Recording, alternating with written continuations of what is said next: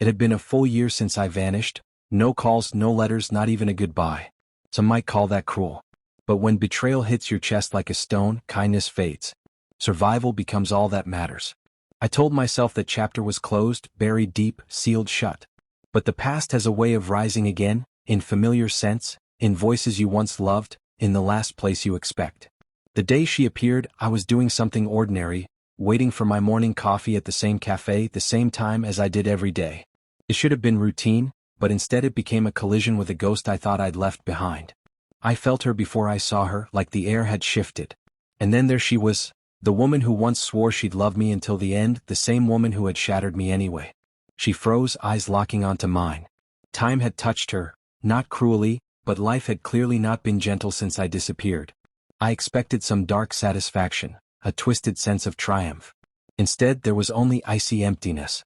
"Hi," she said softly, as if nothing had burned between us, as if she hadn't torn down everything we had built.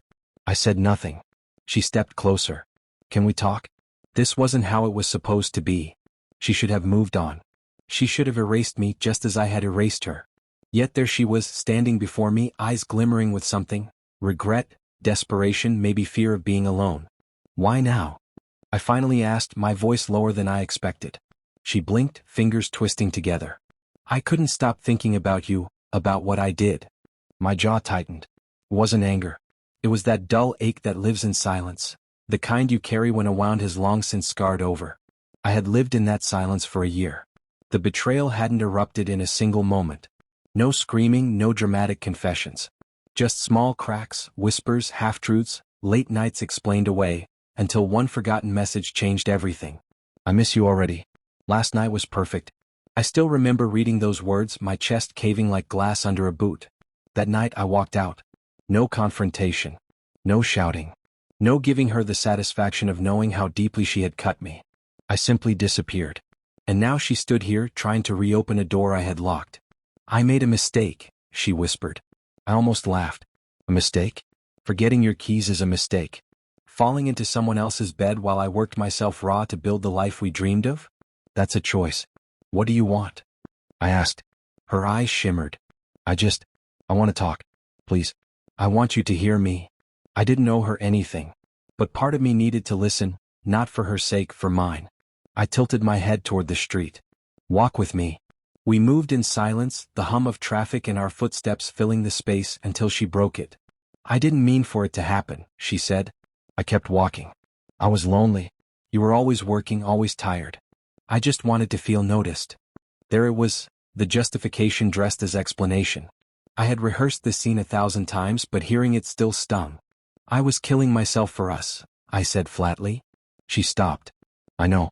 I see it now. I didn't then." Her voice cracked, and for a fleeting moment, I believed her sorrow. But belief no longer mattered. "You didn't just break my trust," I said. "You broke me."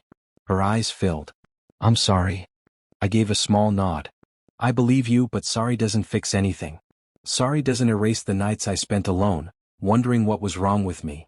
"I wasn't trying to replace you," she pleaded. "It was one moment, a stupid, weak moment." "That moment destroyed us," I said. Silence fell.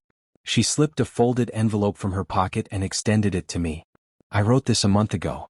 I couldn't bring myself to send it. I took it but didn't open it, simply held it." "I'm not here to win you back," she said quietly. "I just needed you to know you mattered. You still do." She stepped back, watching me, maybe hoping I'd reach out, maybe hoping I'd let her in again. But I couldn't. Some loves don't survive betrayal. Sometimes they wither until nothing remains. "Take care of yourself," I said finally. Her face broke, but she didn't argue. She nodded once, then turned and walked away. This time I let myself watch her go, not with rage, not with grief, but with a strange, weightless relief. Closure doesn't always arrive wrapped in reconciliation. Sometimes it comes in knowing you had the strength to leave, and the wisdom not to return. That day walking home I felt lighter than I had in months.